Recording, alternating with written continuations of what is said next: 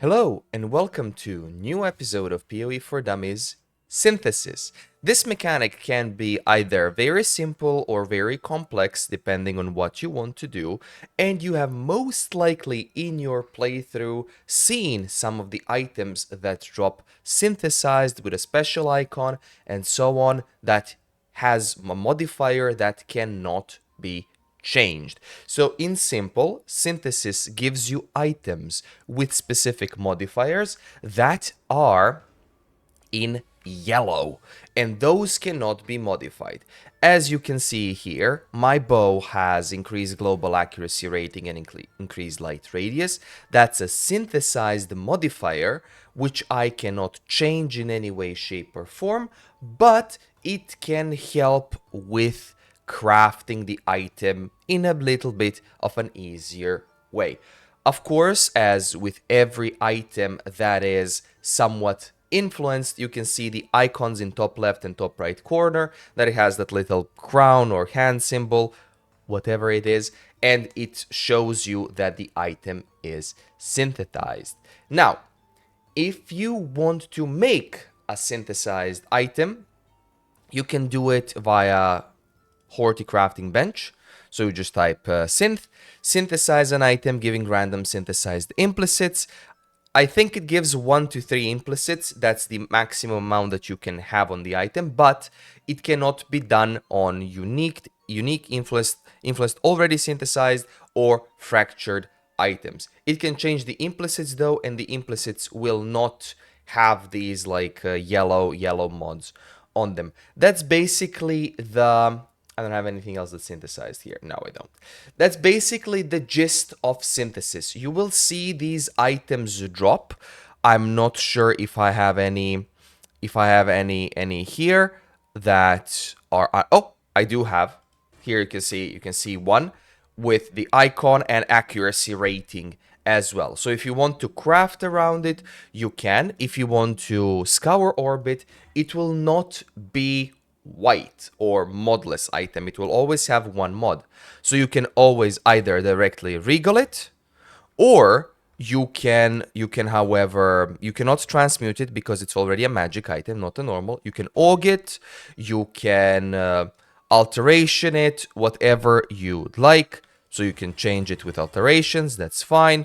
Toss a regal, and that's basically it. So that's what you can do with a synthesized item. You cannot modify that modifier in any way, shape, or form. You're stuck with it. So if you want to buy an item which already has a synthesized mod, please do buy an item before you start crafting so you don't make a mistake. Here's an expensive thing that can happen. So I have here a bow. Oh, I don't have the bow. So there's on a bow, you can have a bow can have bow attacks fire additional arrow, or bow attacks fire 2 additional arrows. People buy bows with 4 modifiers. They use a fracturing orb. I'll explain that in a second, just to get to 2 additional arrows. Fracturing orb is one of the items you can obtain from harbingers via shards, and once you get 20 shards, that will become a fracturing orb. What the fracturing orb does is, out of these regular explicit modifiers, so 3 prefix, 3 suffixes, you need to have 4 modifiers. Doesn't matter which 4, you just have to have 4. 3 prefixes, 1 suffix, or 2 2, or 1 3, it doesn't matter. Then you slam a fracturing orb on top of an item, and it will take one of the 4 modifiers, and it will make it synthesized. The problem is, this orb is usually 8 to 10 divines, and you have 1 in 4 chance on every item you have that you want to slam an orb on. 25% chance for 4 modifiers to do it. You cannot do less because it's limited to minimum 4. You can do more, but that just reduces the odds of money. Now that's for base synthesis and synthesized items. So crafters beware. Even beginner crafters, beware. If you get an item with a synthesized modifier, you cannot change the synthesized modifier. Now, here's 5 unique maps that you can drop with synthesis. How do you drop them? Before that, let's go to here. So this enables you, this only wheel on the Atlas passive tree enables you to drop synthesized maps. So it gives you increased monster pack size, 1, 2, 3, 4, 5. 5 increased monster pack size in synthesized maps. And then vivid memories, 1.5% chance for a synthesis map to drop from a final map boss in each map, tier 11 plus. It can drop 4 memories or 1 cortex. Cortex is the biggest map. Those memories sell for 25C each. Cortex sells for Divine plus each. Of course, there's the big node, which is a keystone, Memento Mori. Cortex is level 85. Venarius' full power is unleashed in the Cortex. He drops 3 additional rare items with 3 less common synthesized implicits and 100% increased effect of additional modifiers in the Cortex. So that's the Uber variant. Now let me show you one of the maps before Cortex and so on. So one of the maps is this distant memory and so on. And it gives you X amount of modifiers that you get on the map. These are unfortunately random.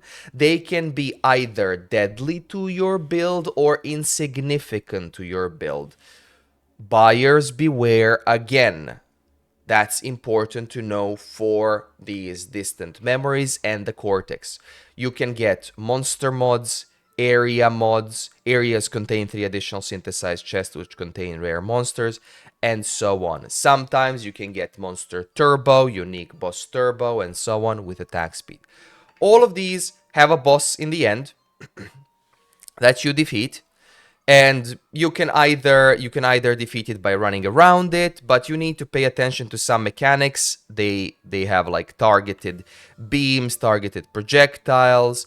There's things you can figure this one out on your own. It doesn't take too long to figure out for the augmented ones because they're easy. For Cortex, however, I always recommend selling them. If you want to do the regular distant memories, do them, cool, that's fine. But Cortex always sell. It's not that important to do. Plus, Cortex has all the bosses, and depending on which rotation you get, you might get 2 out of the 4 that you don't like, and so on.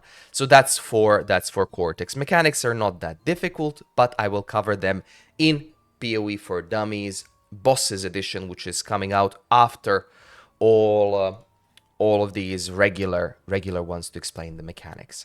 So what you can get from these distant memories, you can get, where's the ring? Oh, I gave it to Cookie.